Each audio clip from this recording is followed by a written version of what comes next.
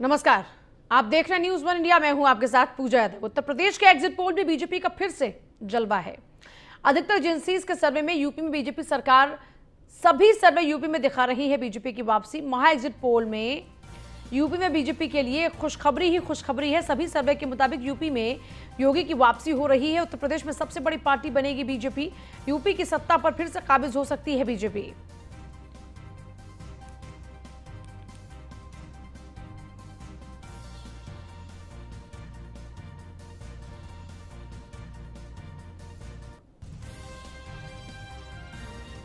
सभी दलों की ओर से पुरजोर कोशिशें की गई। मुख्य मुकाबला बीजेपी और सपा के बीच में रहा, लेकिन एग्जिट पोल कहते हैं कि फिर से योगी की वापसी हो रही है। यानी सरकार के कामों पर, बीजेपी की नीतियों और रणनीतियों पर जनता की मुहर लग चुकी है। ये एग्जिट पोल ये कह रहे हैं।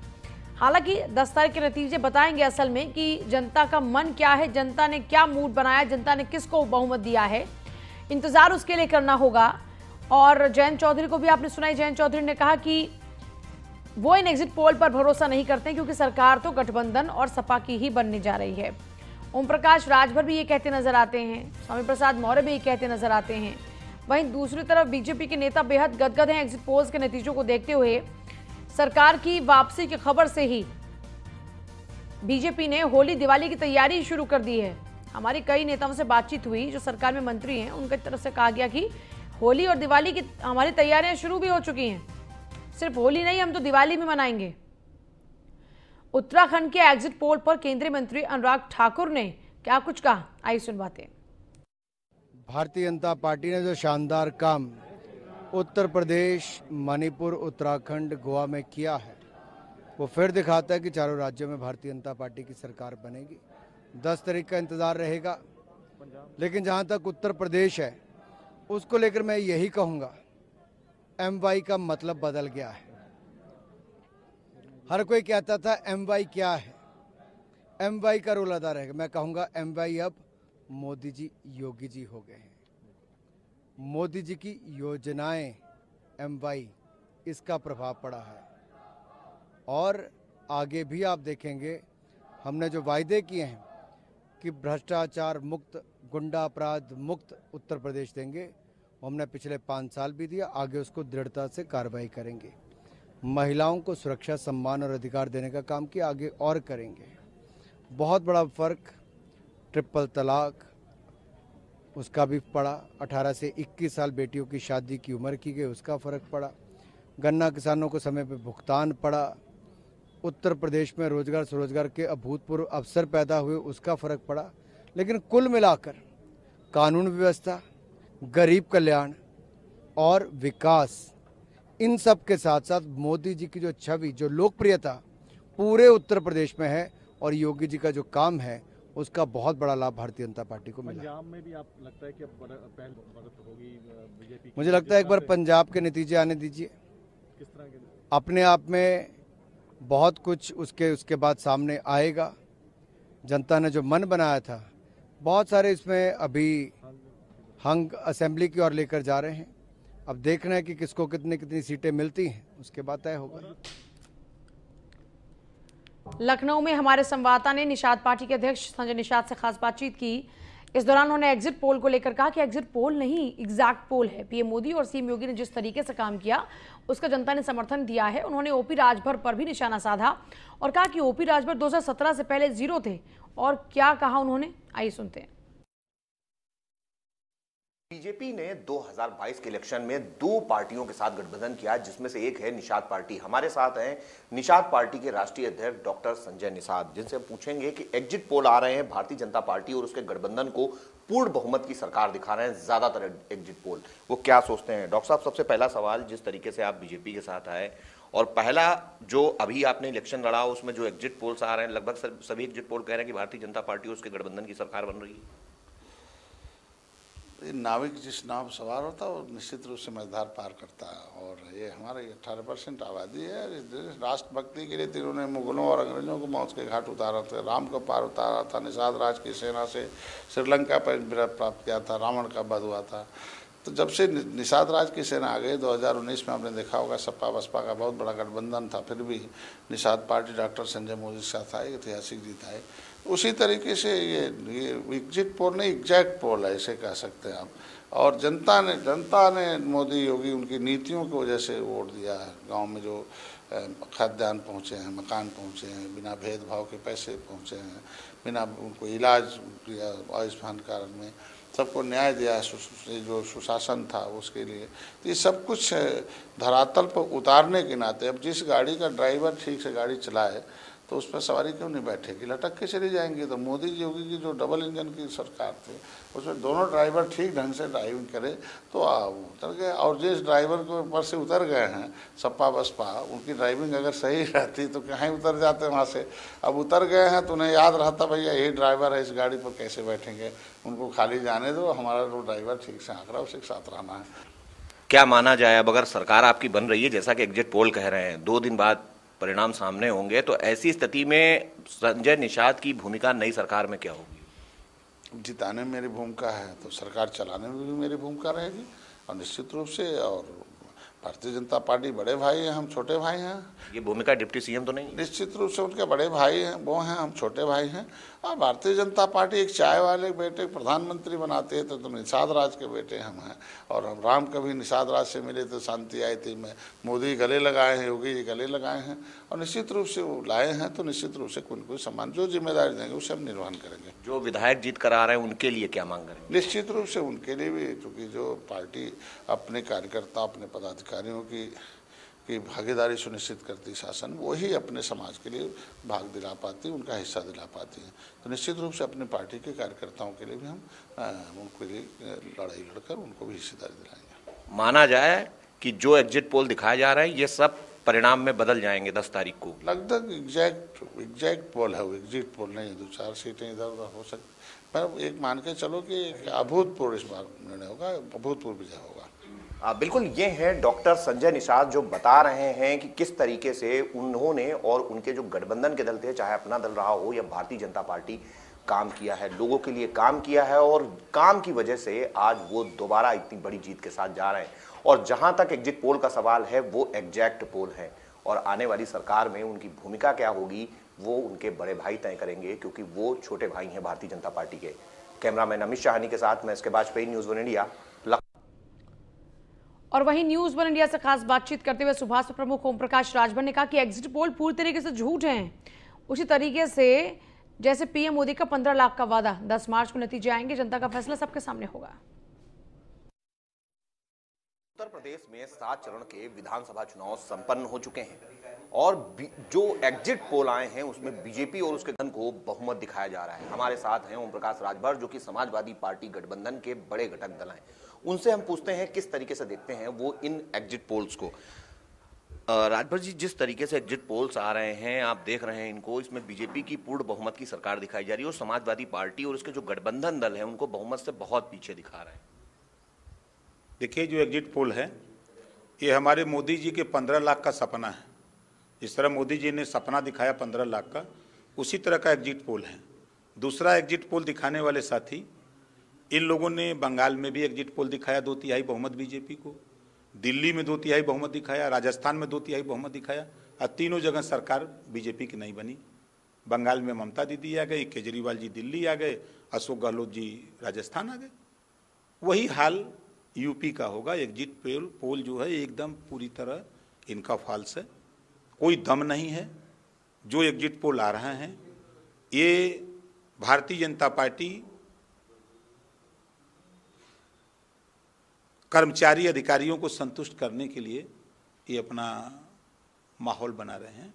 आप देखिएगा जब 10 तारीख को एग्जिट पोल सही आएगा तो 10 तारीख को पहले राउंड की गिनती होगी। आप देख लीजिएगा जब मतपत्र की गिनती का नतीजा आएगा तो रुझान जो आएगा वो कम से कम 400 सीट पर समाजवादी पार्टी के पक्ष में रुझान आएगा। आश्चर्यचकित बता रहा हूं आपको, एक साथ रिजल्ट आया तो 400 सीटों पर पहले मतपत्र की गिनती में रुझान 400 सीटों पर आएगा। ये जो रुझान आप कह रहे हैं आएगा तो शाम तक माना जाए बना रहेगा? कुछ कम होगा। सरकार बनाने भरक पूर्ण बहुमत में रहेंगे। समाजवादी पार्टी और उसके जो गठबंधन दल हैं मिलकर सरकार बना रहे हैं पूर्ण बहुमत की? 100% बनेगी। किसी की हिम्मत नहीं है भाई। हम लोग धरातल पे काम किए हैं, तब न बोल रहे हैं। हम तो 3 साल पहले से कह रहा हूं, आज भी कह रहा हूं और 10 तारीख को भी कहूंगा, देखिएगा आपको रिजल्ट मिलेगा। 10 को हम लोग पूर्ण बहुमत की सरकार बनाएंगे। क्या मुद्दे मानते हैं जिन मुद्दों पर आपको लगता है कि समाजवादी पार्टी और उसके गठबंधन दलों का जनता ने साथ दिया, समर्थन दिया और वोट किया? कि पहला तो पुरानी पेंशन से 18 लाख कर्मचारियों ने अपने परिवार को तो दिया ही, अपने रिश्तेदारों को भी फोन से बताया कि वोट देना है साइकिल और छड़ी पर, हैंडपंप पर। एक बड़ा मुद्दा था। दूसरा एक बड़ा मुद्दा आवारा पशु का है, जिसको हम कुरुबिया भाषा में ललका सांड कहते हैं। एक बड़ा मुद्दा किसानों के साथ है। और तीसरा बड़ा मुद्दा जो इन लोगों ने 3 कृषि कानून ला करके जो 13 महीने तक लोग बैठे रहे धरने पर, उस समय न प्रधानमंत्री, न गृह मंत्री, न हमारे सूबे के मुख्यमंत्री, कोई नहीं झांका। तो एक ये बहुत बड़ा मुद्दा था। और प्रदेश में जो पिछड़ों का आरक्षण, दलितों का आरक्षण मोदी जी और योगी जी खत्म कर रहे हैं, ये एक बड़ा मुद्दा है। आरक्षण बचाने के लिए शेड्यूल कास्ट का भी वोट समाजवादी पार्टी गठबंधन को पोल हुआ है। और जो 69,000 शिक्षक भर्ती, 68,500, 72,825, ये जो शिक्षक भर्ती वाला मामला है, ये एक बड़ा मुद्दा है। और आरक्षण खत्म किया जा रहा है। इससे बैकवर्ड शेड्यूल कास्ट अलर्ट हो गया है। वो अपने आरक्षण को बचाने के लिए, अपने संविधान की सुरक्षा के लिए वो पूर्ण रूप से समाजवादी पार्टी के साथ। बिल्कुल, ये है ओम प्रकाश राजभर जो कह रहे हैं कि 10 तारीख को समाजवादी पार्टी और उसके गठबंधन दल मिलकर पूर्ण बहुमत की सरकार बनाएंगे और हम अपनी सरकार बनाने को लेकर पूरी तरीके से आश्वस्त हैं। जो एग्जिट पोल चल रहा है ये गलत होगा और समाजवादी पार्टी गठबंधन को जनता ने जिताया है। कैमरामैन अमित शाहनी के साथ मैं इसके Vajpayee, news on India, Lucknow, Uttar Pradesh. UP विधानसभा चुनाव की मतगणना 10 मार्च को होगी, जिसकी तैयारियां जोरों शोर से शुरू हो चुकी हैं। वहीं दूसरी तरफ सपा हो या बसपा, दोनों ने ही अपने कार्यकर्ताओं को मतगणना स्थल पर स्ट्रांग रूम में रखा है। ईवीएम की निगरानी के लिए जिम्मेदारी सौंपी है, जिसकी एक तस्वीर कानपुर के नौबस्ता गल्ला मंडी में भी देखने को मिल रही है, जहां सपा बसपा के कार्यकर्ताओं ने 20 फरवरी को हुए मतदान के बाद से ही गल्ला मंडी में बने स्ट्रांग रूम की सुरक्षा के लिए अपने कार्यकर्ताओं को बैठा रखा है। वहीं बिठूर विधानसभा से सपा प्रत्याशी मुनींद्र शुक्ल ने कहा कि पूर्व में ईवीएम में गड़बड़ी करके बीजेपी चुनाव जीत चुकी है, इसके लिए उन्होंने अपने कार्यकर्ताओं को तैनात कर रखा है। प्रदेश में हो रहे विधानसभा चुनाव अब पूरी तरीके से संपन्न हो चुके हैं। 7 चरणों में होने वाले विधानसभा चुनावों में ये 1 महीने तक पूरी प्रक्रिया चली है और अब आगामी 10 मार्च को मतगणना शुरू हो जाएगी, जिसको लेकर आपको बता दें कि समाजवादी पार्टी हो या बहुजन समाज पार्टी, उन्होंने ईवीएम स्थल पर अपने कार्यकर्ताओं को तैनात कर रखा है और साथ ही ईवीएम की सुरक्षा में ये जिम्मेवारी कार्यकर्ताओं को दी गई है कि वो ईवीएम में किसी प्रकार की कोई गड़बड़ी ना हो, इसकी निगरानी करते रहे। देखिए यहाँ पर बहुजन समाज पार्टी का कैंप लगा हुआ है, तो उसके ठीक बगल में ही समाजवादी पार्टी के कार्यकर्ता बड़ी संख्या में यहाँ पर बैठे हुए हैं और लगातार ईवीएम मशीनें, क्योंकि यहाँ कानपुर की नौबस्ता गल्ला मंडी में ईवीएम स्ट्रांग रूम बनाया गया है और इसकी सुरक्षा व्यवस्था का जिम्मा इन्हीं कार्यकर्ताओं के हाथ दिया गया है। हम इनसे बात करने की कोशिश करेंगे और ये जानने का प्रयास करेंगे कि आखिर इतनी बड़ी तादाद में ये लोग यहाँ क्या कर रहे हैं। क्या नाम है आपका? जी, मेरा नाम अर्पित यादव है, मैं जिला अध्यक्ष हूँ समाजवादी युवजन सभा कानपुर ग्रामीण से। अर्पित जी, यहाँ पर आप लोग बड़ी तादाद में बैठे हैं, आखिर क्या कारण है? क्योंकि अब तो मतगणना होनी है, 10 तारीख को यहाँ पर कड़ी सुरक्षा व्यवस्था के भी इंतजाम किए गए, तो आप लोग यहाँ पर इतनी बड़ी, जैसा कि आपके संज्ञान में है, लगातार ईवीएम में कुछ न कुछ हेराफेरी की गई है पूर्व के चुनाव में। इस दृष्टिकोण से हम सभी लोग यहाँ पर समाजवादी पार्टी के जितने भी नौजवान साथी हैं, सब लोग यहाँ पर मौके पर मौजूद हैं और हम लोग इसी मुस्तैदी के साथ 10 मार्च तक यहाँ डटे रहेंगे, क्योंकि 10 मार्च को समाजवादी पार्टी की सरकार आ रही है और भावी मुख्यमंत्री अखिलेश यादव जी पुनः उत्तर प्रदेश के मुख्यमंत्री बनने जा रहे हैं। समाजवादी पार्टी से कानपुर की बिठूर विधानसभा के प्रत्याशी भी यहाँ पर मौजूद हैं। मुनींद्र जी, यहाँ पर आप बैठे हुए हैं, तो यहाँ पर बड़ी तादाद में कार्यकर्ता है, तो क्या लगता है कि ईवीएम में गड़बड़ियाँ हो सकती है? जैसा कि पूरे देश में, पूरे प्रदेश में पिछले चुनाव में चर्चा रही है कि ईवीएम में गड़बड़ी करके ही बीजेपी ने दिल्ली और लखनऊ की या दूसरे राज्यों में सरकारें बनाई हैं। तो इस बार भी जो एग्जिट पोल दिखाए गए हैं, ये जनता को गुमराह करने का षड्यंत्र किया गया है। ये पूरा देश जानता है कि उत्तर प्रदेश में 10 तारीख को माननीय अखिलेश यादव जी के नेतृत्व में 300 से अधिक सीटें समाजवादी पार्टी लाकर उत्तर प्रदेश में प्रचंड बहुमत की सरकार बनाने जा रही है उसी के परिप्रेक्ष्य में कार्यकर्ता सजग है, जनता सजग है, कहीं किसी तरह से ईवीएम मशीनों में हेरा फेरी न कर पावे। समाजवादी पार्टी के कार्यकर्ता हों या बहुजन समाज पार्टी के कार्यकर्ता हों, इनका साफ तौर पर कहना है कि पार्टी के निर्देश के बाद वो लगातार ईवीएम स्ट्रांग रूम की सुरक्षा में यहाँ पर तैनात हैं। 8-8 घंटे की यहाँ पर ड्यूटी देते हुए कार्यकर्ता यहाँ पर 24 घंटे मौजूद रहते हैं। तो वहीं भारतीय जनता पार्टी की बात करें तो भारतीय जनता पार्टी का कहना है कि उन्हें पुलिस पर पूरा भरोसा है और पुलिस अपनी सुरक्षा में तैनात है। सूरज पांडे, न्यूज़ 1 इंडिया, कानपुर। लखनऊ के भगवान परशुराम मंदिर पर 2 दिवसीय महामृत्युंजय का जाप और अपराजिता स्त्रोत का पाठ किया जा रहा है। बता दें कि समाजवादी पार्टी के पूर्व विधायक संतोष पांडे की ओर से अखिलेश और समाजवादी पार्टी की विजय के लिए वैदिक विधि विधान से 21 पुरोहितों की ओर से धार्मिक पाठ किया जा रहा है।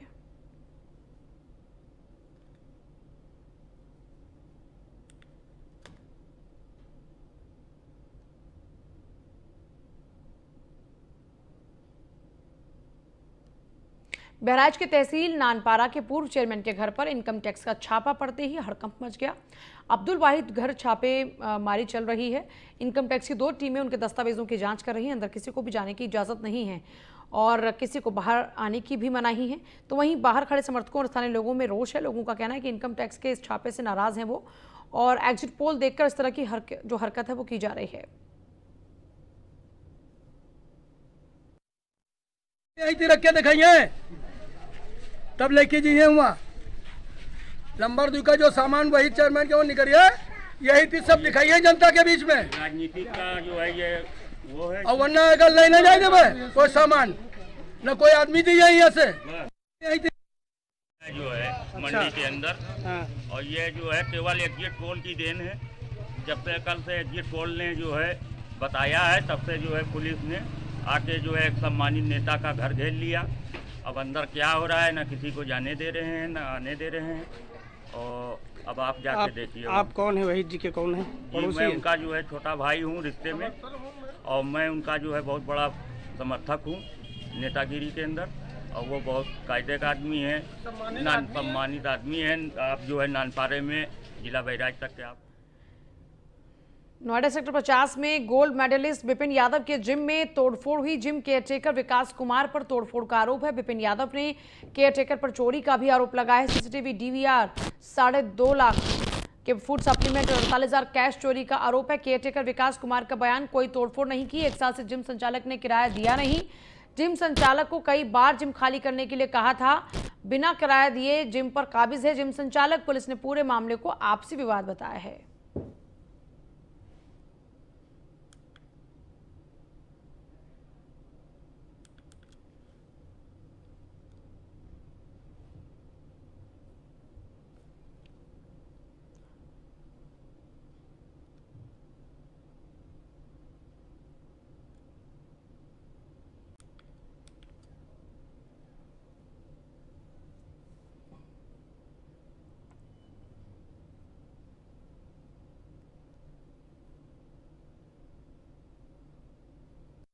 यही वो बिल्डिंग है सेक्टर 50 नोएडा के इलाके में, जहां पर एक अंतर्राष्ट्रीय खिलाड़ी जो बॉडी बिल्डर था उसके जिम के अंदर तोड़फोड़ की जाती है, चोरी की घटना को अंजाम दिया जाता है। और जो जिम थी वो बेसमेंट के अंदर संचालित थी। ये बेसमेंट है, इसी के अंदर आप जा सकते हैं। और इस वक्त जो है यहाँ पर अभी ताला लगा हुआ है और ताले के अंदर हमने इन्वेस्टिगेशन यहाँ पर भी करने की कोशिश करेंगे। इसके अंदर भी किस तरीके से तोड़फोड़ की गई है। और इसके अंदर काफ़ी ऐसे कॉमर्शियल ऑफिस चल रहे हैं जिसके अंदर जो ऑफिस के कार्य किए जाते हैं। और सबसे बड़ी बात है कि यहाँ पर आप देखिए कैमरे लगे हुए हैं दूर दूर पर। यहाँ पर ऑफिसों के अलग अलग कैमरे लगे हुए हैं। यहाँ पर सिक्योरिटी भी है और यहाँ पर केयर टेकर भी हैं।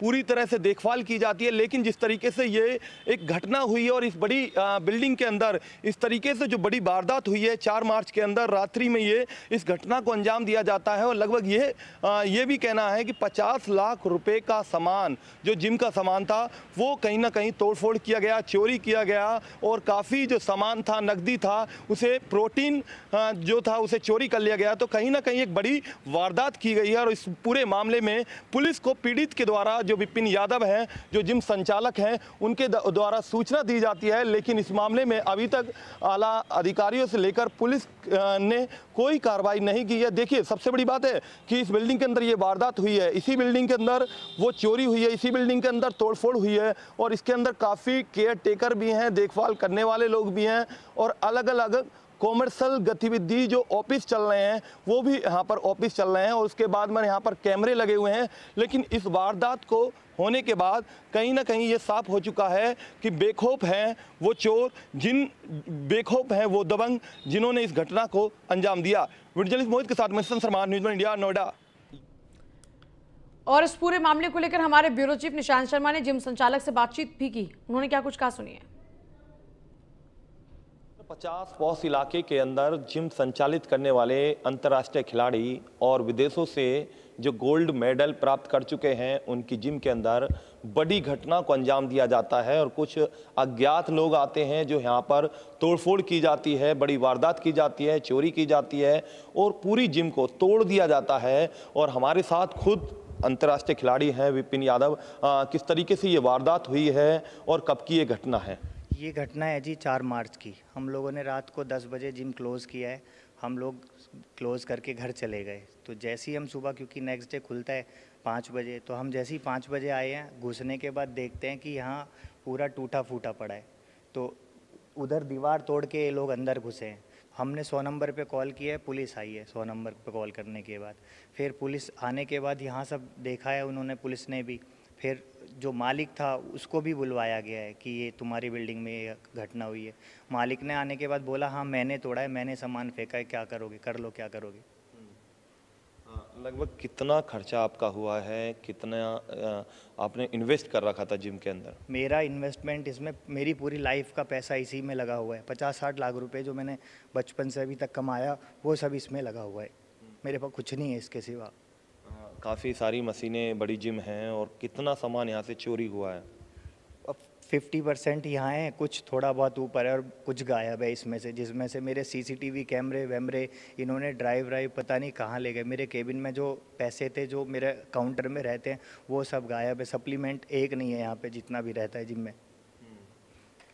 मैं पुलिस के पास गया तो पुलिस भी कोई इस पर कार्रवाई नहीं कर रही। मुझे एप्लीकेशन की रिसीविंग भी नहीं दी, कह रहे जाओ कोर्ट चले जाओ। नहीं, आपको क्या लग रहा है किसने इस घटना को अंजाम दिया होगा? घटना को लग नहीं रहा, पहले तो मुझे लगा कि ये कुछ चोरी हुई है, पर जब मालिक ने आके बोला हाँ मैंने फेंका है सामान, बाहर निकाल के कर लो जो करना है। फिर उसके बाद पुलिस भी पता नहीं क्या है, कोई एक्शन नहीं ले रही। मुझे रिसीविंग भी नहीं दी अभी तक। आप उच्च अधिकारियों से मिले? हाँ, मैं कल गया था, आज फिर मुझे जाना है, पर मुझे नहीं लगता कि मेरी सुनवाई होगी, क्योंकि इतनी बड़ी दबंगाई की है मेरे साथ। इससे बढ़िया तो मुझे ही मार देता। क्या मांग कर रहे हैं हमारे चैनल के माध्यम से? यही कि जिसने भी ये किया है उसके खिलाफ FIR दर्ज हो बस।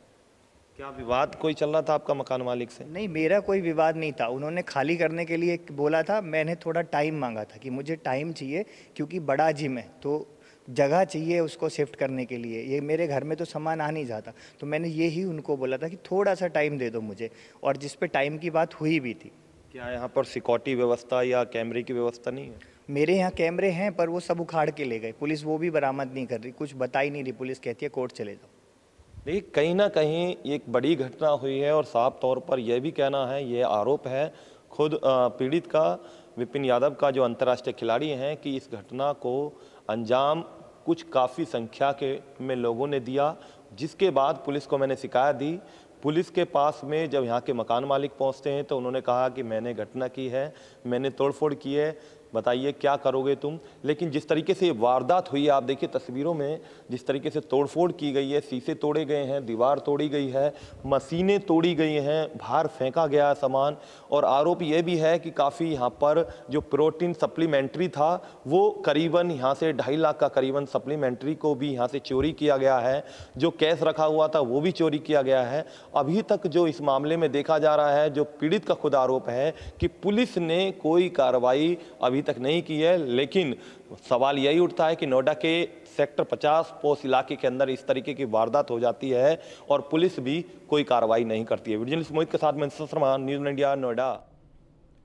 फिलहाल ले रहे हैं इजाजत, नमस्कार।